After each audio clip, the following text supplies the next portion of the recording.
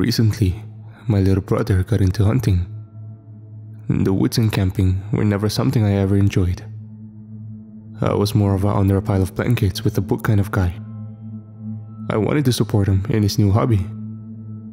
So I found myself saying I would go with him with his wife on a weekend hunting trip. The day before we left, I felt a small cold coming on. By the time we got our camp set up and went into the woods to start hunting, I had a fever. My face flushed, the grey, rainy weather doing nothing to help it. My brother lent me a rifle, even though I never used one before.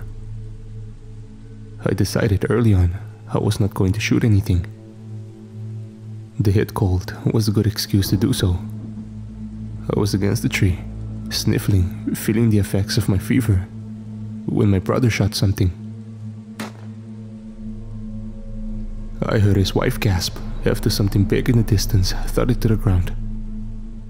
When I looked over at the both of them, I realized something was very wrong. Their faces pale and in shock of what just happened. At first, I was convinced my brother accidentally shot someone. I looked off through the trees, trying to see what collapsed. Spotting a white shape through the bush, I started forwards, ready to help, while the other two remained frozen to the spot. I arrived first to look at what my brother killed. To my relief, it was a deer, pure white, and I stood in awe of the beautiful coat of fur. I've never seen a white deer before, and a pang of pain came to my chest over the fact that it was dead. Finally, my brother and his wife walked over, still pale. "What is that?" he asked in a hushed tone. I looked at him, confused about the question for a few seconds. It's a deer. How could he not see that? Looking over to study it again, trying to see what he meant. When my eyes landed on the deer's face, I finally started to understand the gravity of the situation. I know it had antlers, but for the life of me, I can't remember what the face looked like. My memory was a blur of white. While staring right at it, my brain refused to actually see it. I then took a few steps back, scared out of my mind, and started to think my fever was messing up my head.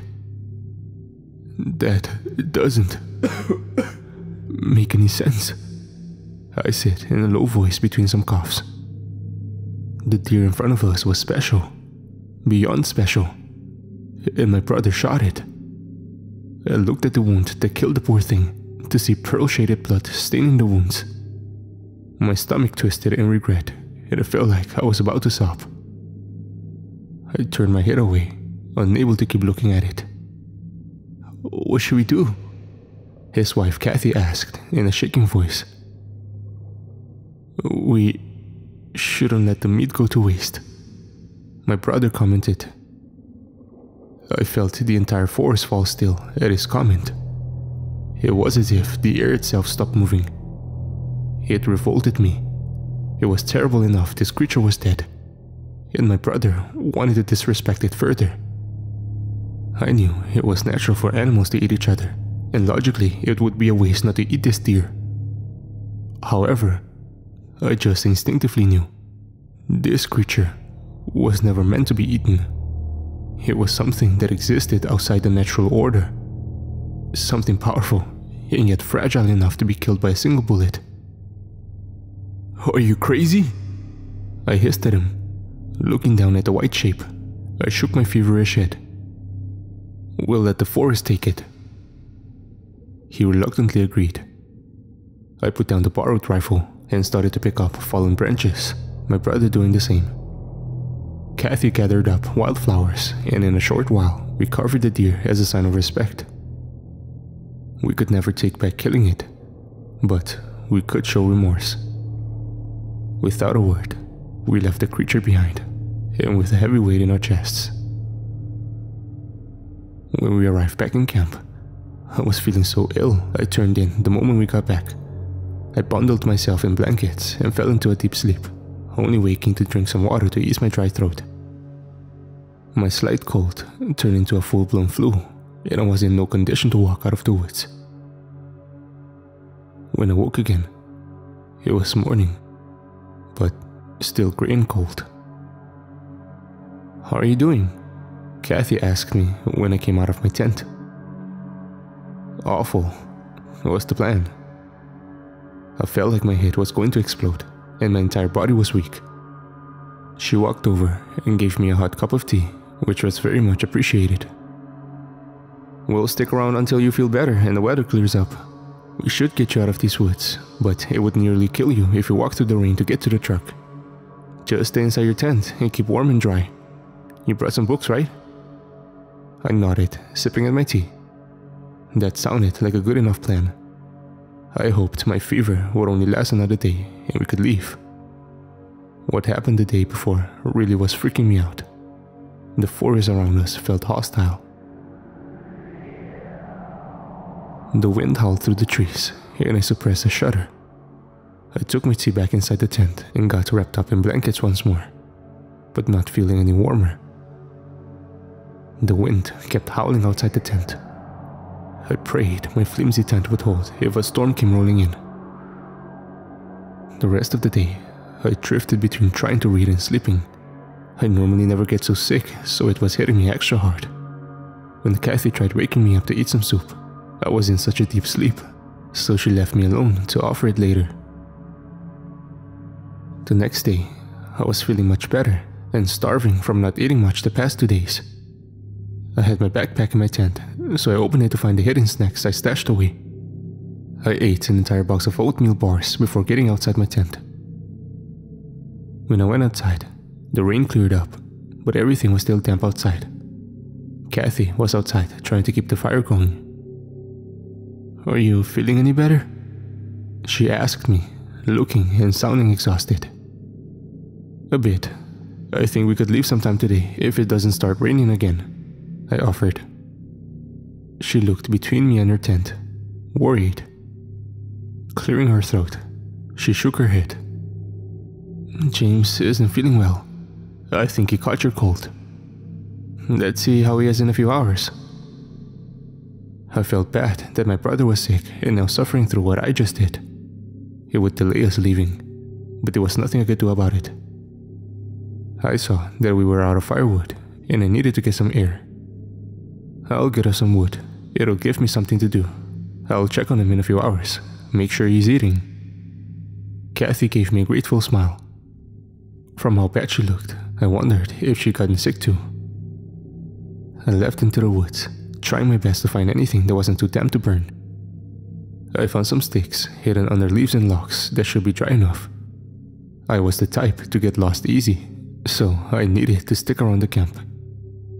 After I collected an armful of good enough wood, I was about ready to head back, when something out of the corner of my eyes made me stop. On a bush was a few drips of shimmering liquid.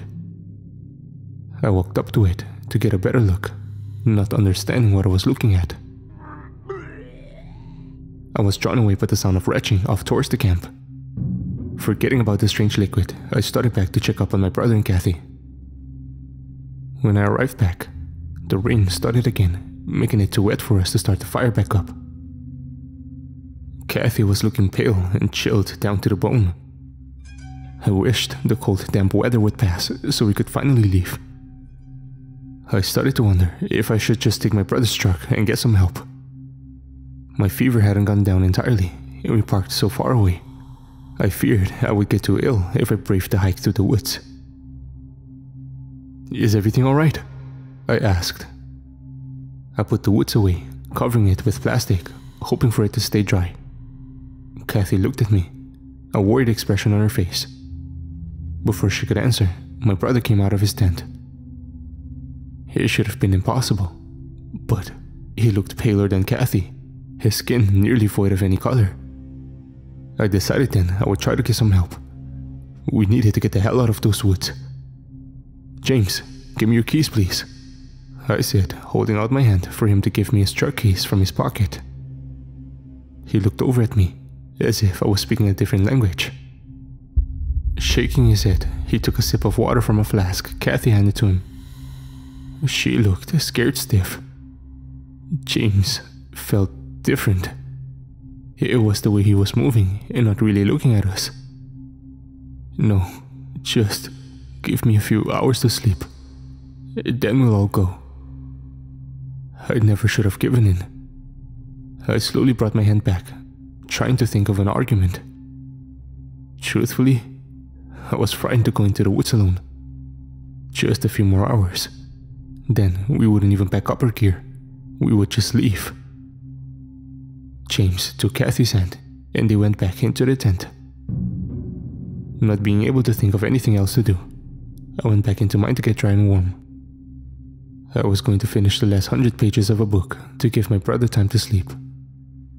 I drifted off while I was reading. One moment I had a book in my hand, and the other I was waking up in the pitch darkness. I sat up, confused at what time it was. Slowly, my eyes adjusted, and I could see a hint of light coming through the tent. Slipping back into the cold, damp outside world, I looked over to see a very weak fire burning. My brother stood just within the light. I opened my mouth to call out to him, but something felt wrong. I couldn't place it. The air was tense, and my muscles started to lock up. Hearing me coming from my tent, my brother turned to look over at me. He still looked pale as death. His face was the same.